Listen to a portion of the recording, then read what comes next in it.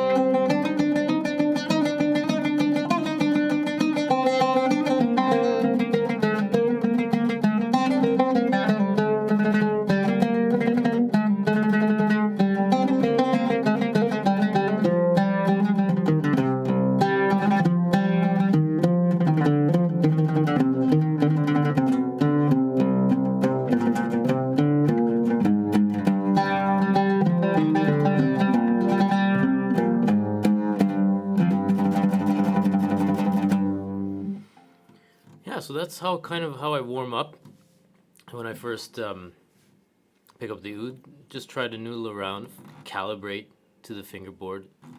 That's something you'll get a lot of oud players do. They'll kind of noodle around before they play, because you gotta calibrate. The oud is one of those instruments that always keeps you on your feet, on your toes, finding the right intonation, warming up those fingers. So thanks for joining. Joey Carroll, thanks for coming. Maverick, very good, thanks so much. Let me know if you're struggling with anything particular. And we'll just go through the basic things that I do in this beginner lesson. This could be for anyone who is really just starting out on the oud or wants a nice reminder of how to do things. And yeah, so first things first, holding the oud, you want to get your right leg up. You want to get your oud on that leg that's been raised. And then you want to create a pocket with your arm, bicep, your forearm, and your chest, where this instrument fits in, kind of like this. Your arm comes around as though you're giving somebody a headlock. And your arm can be at an angle here. The forearm is resting on the edge of the soundboard. And it comes either parallel to the strings or at a little bit of an angle. And the way you hold the risha is that you want to pinch the tip with your index finger and thumb. And get your thumb in a nice curve like so, and then wrap the other fingers around like so. And there's a lot that happens with the right hand. A lot of subtle things that you develop over the years. Experimenting with the tightness of your two fingers here, the tightness of the rest of your fingers. There's a lot going on there. And when it comes to the strings, you want to get a nice angle like this. Hopefully this is visible to some degree. The lighting is not great today. Let me see if I can adjust that. Okay, so watch my hand here as it winds up and comes down, strikes the strings, and then usually depending on the angle of my attack, the risha will land on the next string. That's pretty normal. It'll stop there.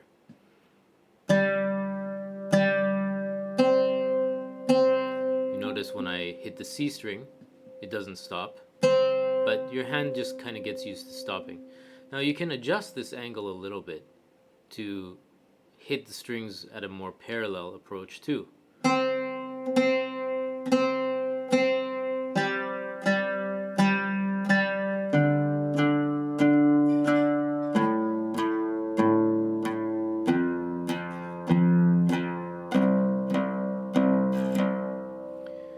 So that can minimize the difference in sound between the upstroke and the downstroke. The downstroke is always very strong. The upstroke is always a little bit weaker. But if you level out the angle of your hand, you can minimize that a little bit. But it's always going to be part of the charm of the sound of the oud. Now for the left hand. Left hand goes to the neck as though you are giving somebody a handshake. And you're just going to be clasping the hand where the thumb meets the index finger. You're going to be clasping the neck like this, resting there. It's not really clamping or clasping hard. It's just very relaxed. And there's always a gap between the back of your thumb. That's a bit difficult to see. There's a little gap. So you never hold the oud all the way to the back of the palm like so. You always have a little gap there that you can fit your finger in or whatnot. And the movement of the left hand going up the neck is like so. We never ever hold like this, where there's a huge gap underneath the fingerboard. We never do that. That's more of a guitar player habit, you know, from playing guitar, from playing bar chords and whatnot. And your thumb never comes this low on the neck. It's always kind of peeking out above the top. And it's kind of your little anchor. As you go up the neck, your index finger can lead, and your thumb and index finger follow each other. So in the beginning, the basics can be covered by two positions on the left hand. The first position, which gets your finger all the way to the left, your hands all the way to the left, and you have one finger space per semitone. Semitone, let's say C, C sharp, D, E flat, E natural, all the way down all the notes, all the strings. The next position is where your index finger is going to touch the D note on the first string. So that's about, let's say, 2 inches or so from the nut, from this edge. But you got to use your ear to get used to that sound. So for example, so usually when you start off, either you need to know how it sounds or have somebody guide you to find what that sound is. So you can mimic the sounds that I make with my oud. C, D, E with the third finger, F with the pinky finger, and back down.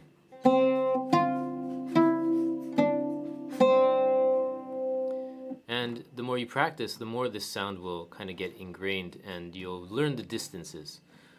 For real basics, as you put your finger down on the fingerboard, the note's going to get higher and higher in pitch. So the higher your finger is, the higher the note. And let's see here. So most of the music can be found with those two positions. There are other positions that require you to go up the neck as well. But most of the basic music can be played on those two positions very conveniently. Most of the magic of the oud happens around here. And we like to use the open strings. The open strings sound nice and robust, nice and strong. So we like to, I personally like to use open strings when I can. As opposed to string notes, note positions here, for example, like G here. I try to use the open string just for tone and sound quality. So that's what I do. That's my approach. So you can try some exercises doing downstrokes, just strictly downstrokes. 1, 2, 3, 4. 1, 2, 3, 4. 1, 2. 4. You can also do something like this. 1 and 2 and 3 and 4 and 1 and 2 and 3 and 4 and just to find those notes. Doing the upstrokes, it's just 1 and down, up, down, up, down, up, down, up. And it's good to practice this on all the strings so you get used to feeling the difference in tension around all the strings there. And let's see what else here. So let's go over all the notes on the fingerboard in the second position. So I usually approach C major, all the basic notes that we have. I approach it in second position because it's just more intuitive for when you're going up here. You can reach the F note that's on the C string. So let's just go over that. So all the way up here is G. That's where the neck and the body meet, that joint there. So that would be our high G. Then over here we have F, E, D, and then C. Then with the third finger in the same position, don't move your hand at all, we have B natural, A natural, then G, then F, E, D, and then second finger on C, and then B natural, and then A, and then G. And we can keep going lower if we need to. And go F, third finger E, first finger D, and C. So these are the basic notes that we have. You'll notice that I didn't have to move my hand at all, except for when I had to reach up here. And there's different methods of going up and down the neck, which are more advanced, but you need to get the basic positions first. Now, this oud is tuned C, G, D, A, F, C. There are other tunings that are completely valid. The two low bass strings are usually going to be variable. So sometimes you'll have this tuned to G, sometimes you'll have this tuned to D, sometimes F, sometimes C, or sometimes G and C.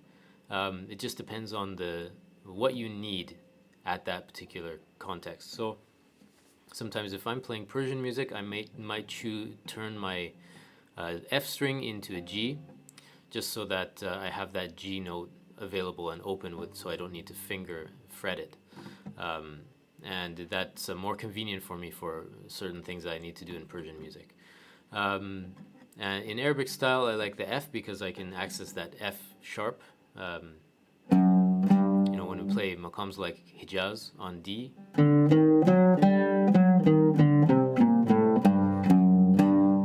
it's nice to have that so that you can comfortably access all the notes that you need there.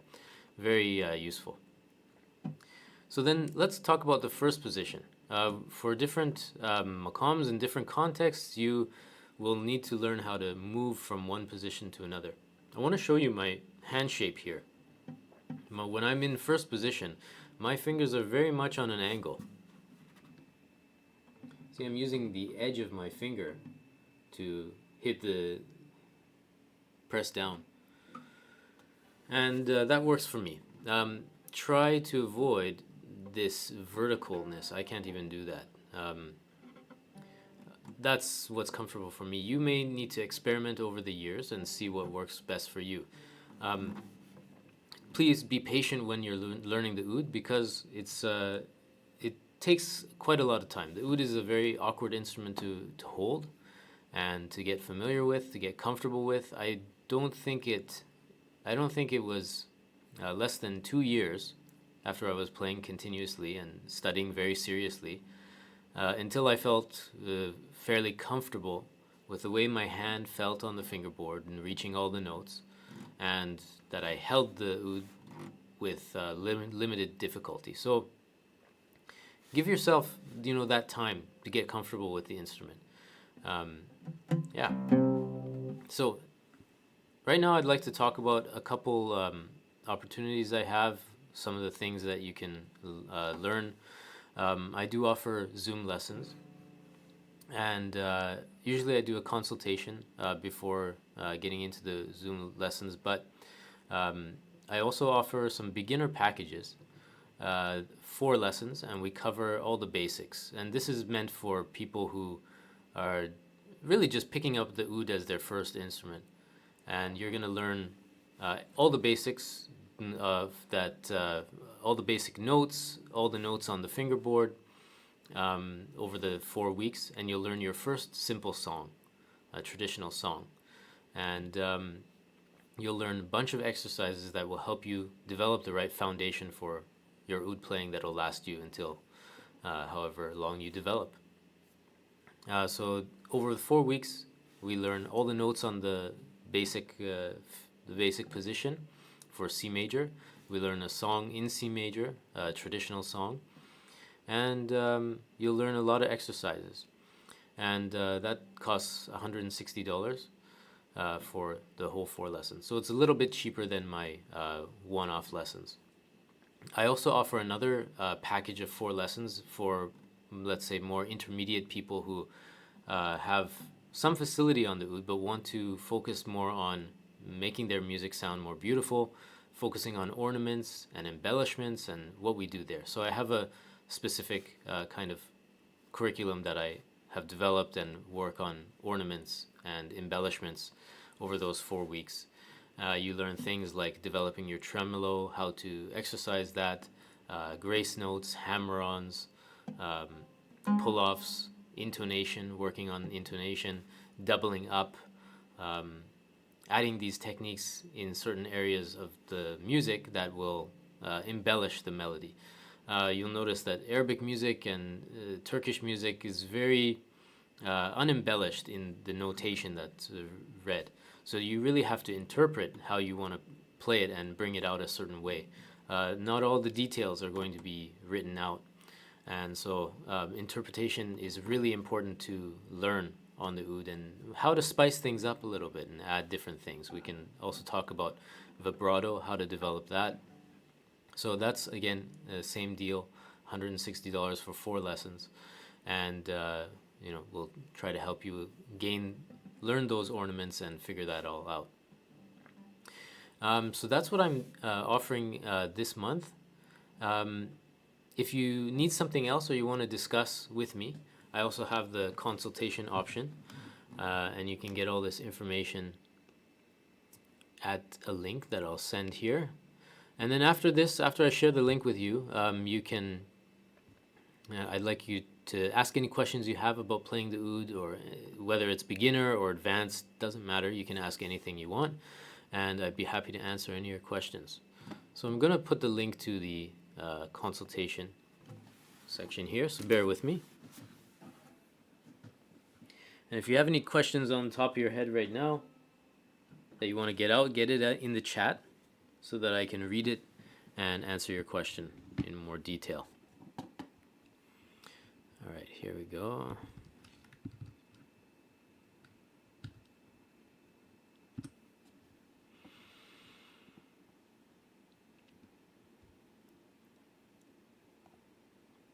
I hope you guys all had a happy new year,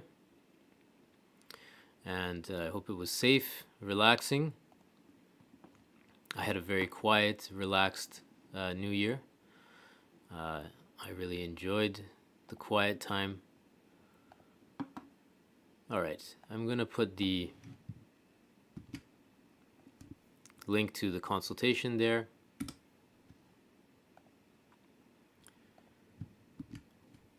So if the times for the consultations are a little bit limited because I prioritize my time for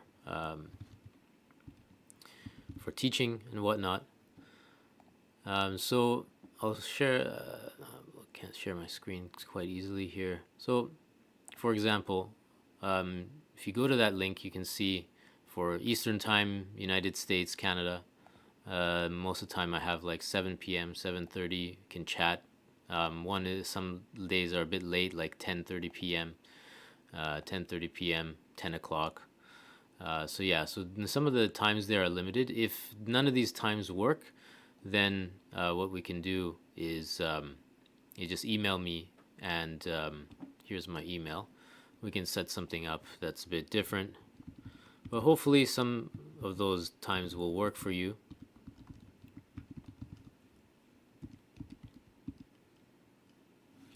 So here's my email address, and I'll bring up the link for the oud lesson packages.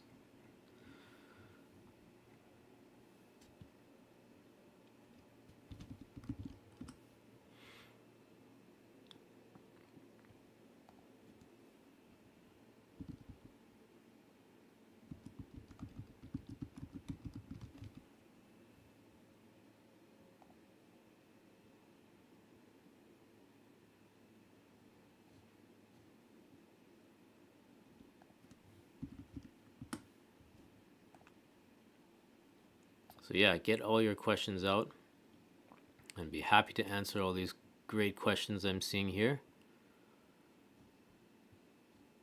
Thanks so much for asking these. These all look great.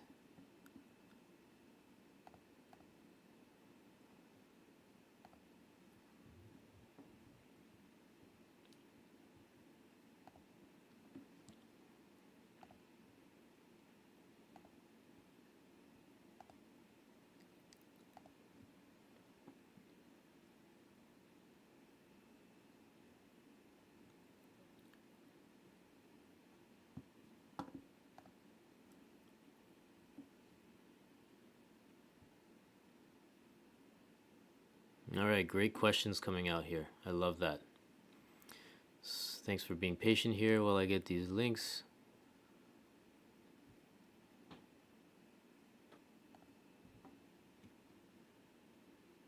I'll put these in the descriptions as well so that you can check that out. All right, I really like these questions I'm seeing. Fantastic.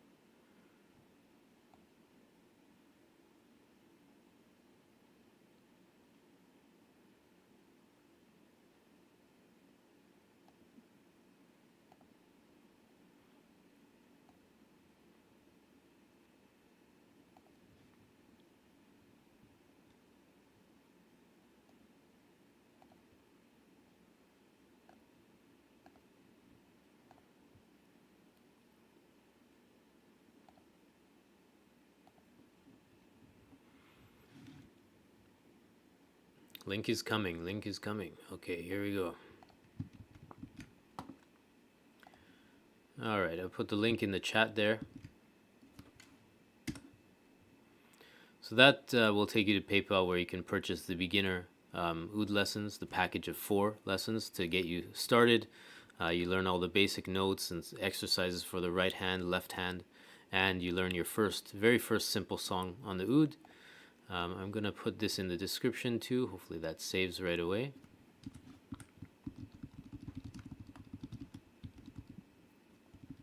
So the way that scheduling lessons with me, you go and make your payment at PayPal, and then it directs you to the calendar that I use to book lessons. And then you can book the times there. You have to book 1 lesson at a time, and up to 4 lessons you can book after you make that payment. And then if there's any scheduling issue or something, just email me and I'll be happy to try to sort it out for you. But please do try to keep to those times. And if you want to talk about it with me, then best thing to do is use that link above in the chat, which goes to our consultation. That would be great. So I'll put that consultation into the description as well, so you can get that.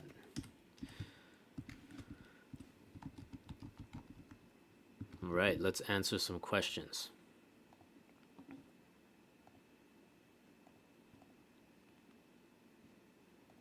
All right, let's go from the top.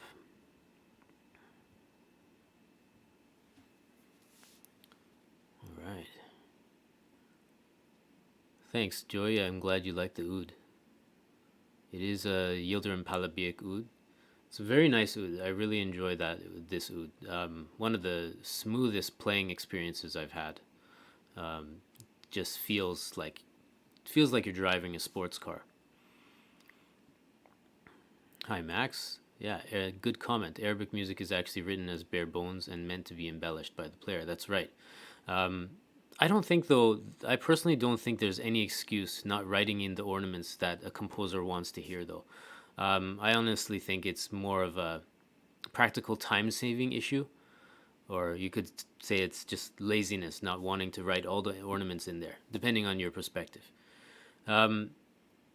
Because in Persian music, at least for most of the music, a lot of the ornaments are written in there. There's no excuse not writing the ornaments. They've made up their own symbols in Persian music for tremolo, trill, and people know exactly how to play them. Similar to medieval lute music. All the ornaments are written in there. That doesn't mean that you have to stick to the notes, and your ability as a musician is shown by how you can interpret a piece and add ornaments to music. But I don't think there's any excuse or any reason not to write ornaments that you want to hear or specifically put there. But sometimes when it comes to reading Arabic scores, it is really difficult to really know with what feeling, what kind of emotion or the emphasis or the rhythm that you want to put into the piece, or the swing that naturally occurs. So that's why when you read Arabic music, you need the experience to be able to interpret how to play that piece of music. Some are easier, some are more difficult. Can you show us an important exercise for both right and left fingers to know the strings? Train muscle memory. So basic one.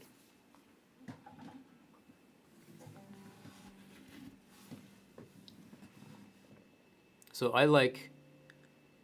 we'll go very easy right now. So nothing too fancy. But let's say for the beginner, you want to just hang out doing down, up, and you want to choose a few notes to play. Let's say C, D, E, F, E, D, C. And this is really great coordination, because coordinating the upstroke and the downstroke with changing your fingers is the basis of playing all oud music. So this is a very good question.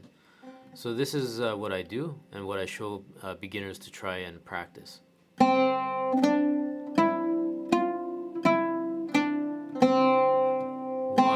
and two and three and four and one and two and three and four and there are other exercises that actually you can use the whole neck. One exercise which I have that I teach people is one that's in Maqam Hijaz, which goes up the neck by 4 notes. One.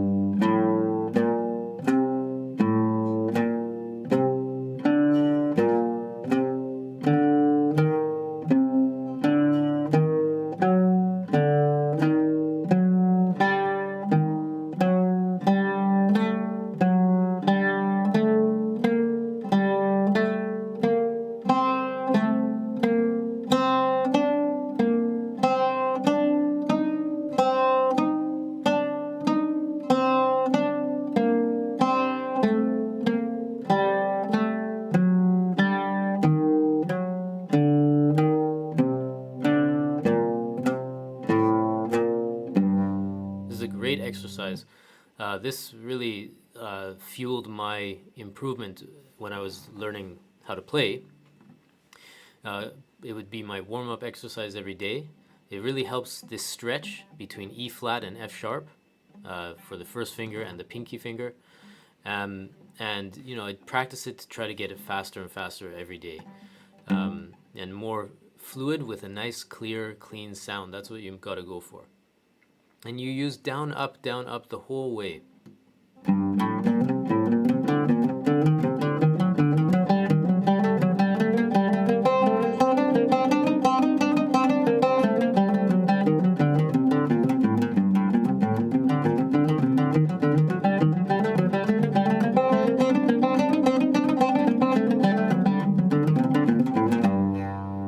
I don't watch, I haven't practiced this in a long time at that speed. But once you get your muscle memory in there, it's very helpful, and I recommend practicing this every day. It's very good warm-up exercise. I hope you found how to play that, and I hope if you mark this, I'll try to mark this in the timestamp so that you can find it again and practice that. Just going up from G, 4 notes at a time, and then coming down. C and E flat up there. And then 1 note at a time. D, E, C, D, B, C, A, B, G, A, F sharp G, E, F, and all the way down.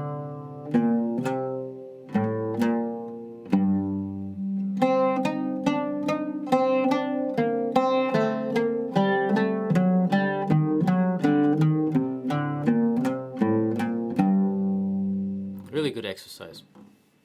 Thanks, good question.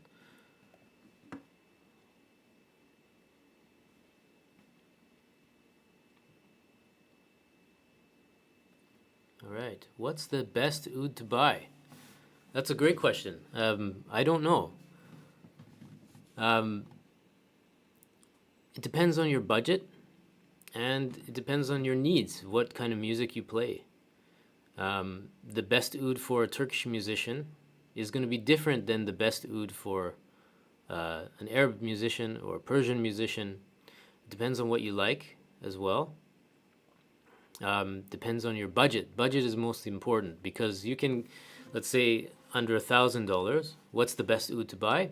Then I can answer your question. For Arabic music, that's difficult to say. What's the best oud to buy? Depends on your needs. So what are your needs exactly, Selena? I'd love to answer that question in more detail. But yeah. Can we go over embellishments for hammer-on pull-ups that you do in some of your videos? Yeah, that's a really tough one. And the reason for that is that there's just so many versions of the hammer-on and pull-off things. And it borders on other embellishments like trills. So that's one of those kind of ornaments that you have to kind of learn in the context of a piece of music sometimes. But for example, I can show you some key ones that I use in Taksim, for example, or some pull-offs that I do a lot. For example, like this, pulling off, doing one stroke, B flat, A, G, and just pulling it off, stroking once and pulling off to G, like so. Again, also doing it up, so G, A, B. This is a great one. 2 fingers. So you're hammering on with A, index finger, and B. This is a nice one I use. So I pluck on E, E flat, and then sometimes you can pluck the last E if you need to accent it for whatever reason. That's a good one. Let's see what else we got here. Simple one. Just hammering on and taking off your finger.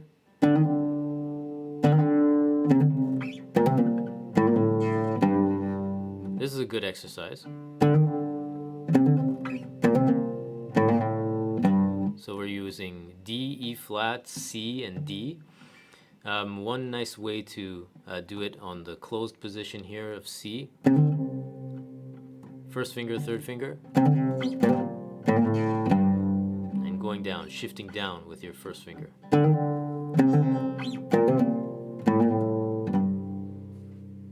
That's a nice little, kind of like a trill, very short trill.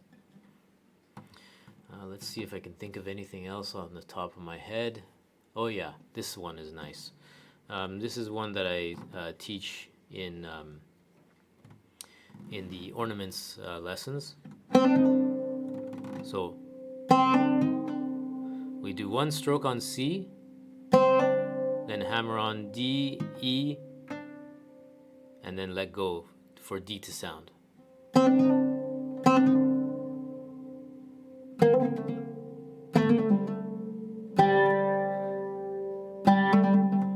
Now this is kind of a nice one that people do.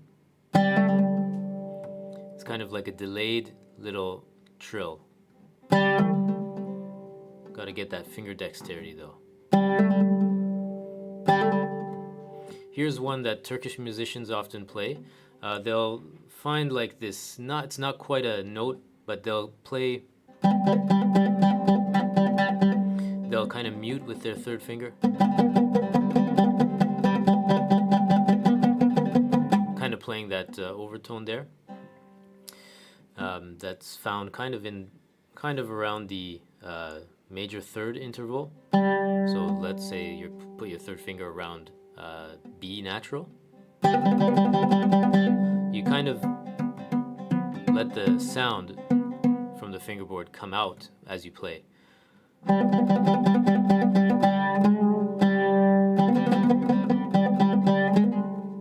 Now this is a nice one when you're playing in Hijaz, for example. A flat, B natural.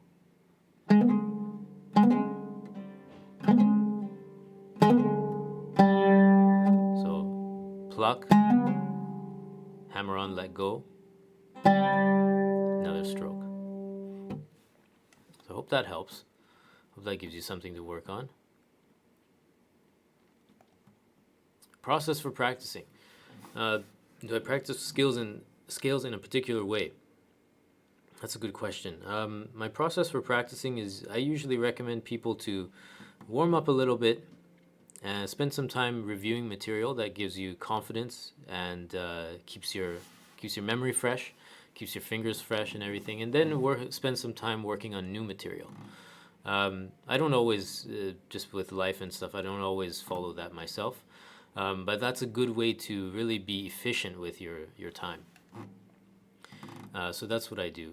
Practicing scales, I don't really practice scales anymore. I just tend to just noodle around and improvise off melodies that are coming to me or things that I feel, kind of what I did in the beginning. That's really what I'll do every day, is just improvise and that doesn't always help you improve. It helps you maintain, but it doesn't always help you get to a higher level because you're just playing stuff you're comfortable playing. So it's more of a warm-up thing. But then when it comes to practicing something to actually improve or get better faster, that kind of thing, then you have to do something you're uncomfortable playing. So that's kind of what I do. But that's a good question. It kind of depends on where you're at in your playing, though, and you're learning that. I would say something. I'd give a different answer for different people. But Daniel, thanks for asking that question. For you, I would recommend going up and down certain scales, like C major, C minor, like here. And then C minor. For example, like that. Finding those notes, finding those scales, and just playing them up and down, just because if you're a beginner, just get comfortable with those for now. And then, you can keep finding other stuff to practice. What kind of strokes to use in Taksim to make it sound better? That's a good question, but it's also a long-winded question. I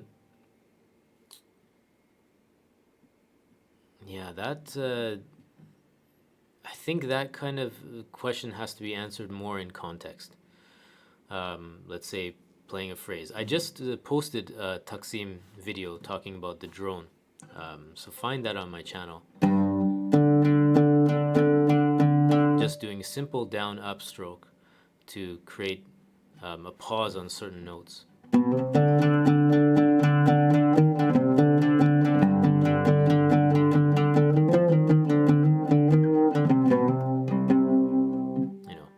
You can do just simple down-up is really nice, but it gets very complicated. That's like it's a very intense study to answer, but very good question. I wish I could cover more about that, but I don't have the time. Another question, let's see here. How can we learn the fast scales that are played in the beginning of some Taksim, such as in Omar Bashir's Taksim Ajam on F? Very good question. You're really going to have to slow down the music to figure out what they're doing. I think that's the best thing.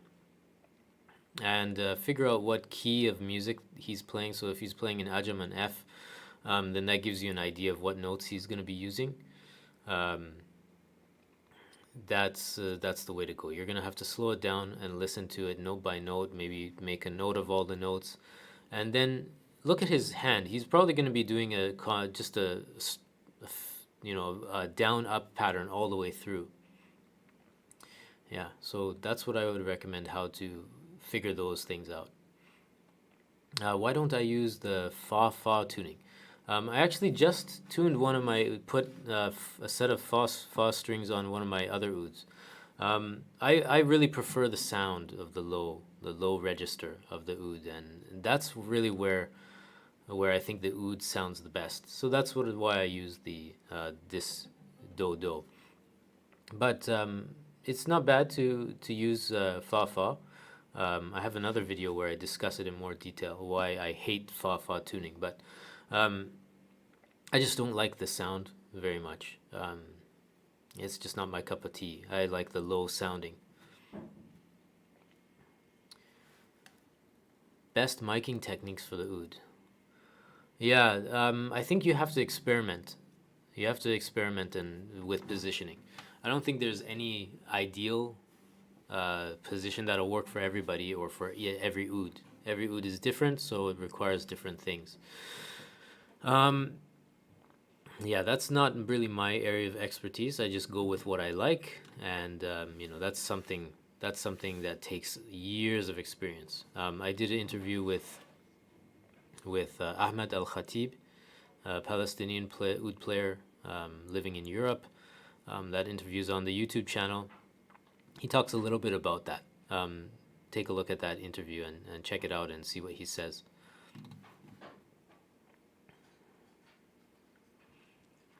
Combination of trill hammer-ons are the one I'd appreciate a run through. So I hope I answered your question with that.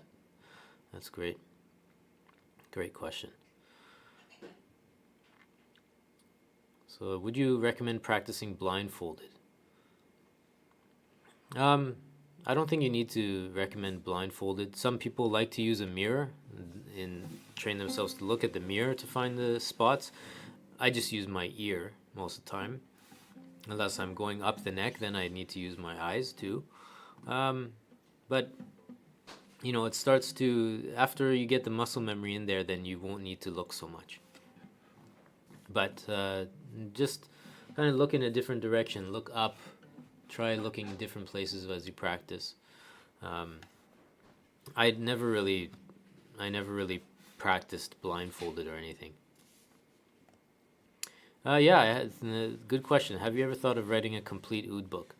Yeah, I have thought of writing a complete oud book, and still kind of working on that. Just, you know, so many things. I'd love to do that. I'd love to do something that kind of encompasses Persian technique, Arabic technique, and Turkish technique.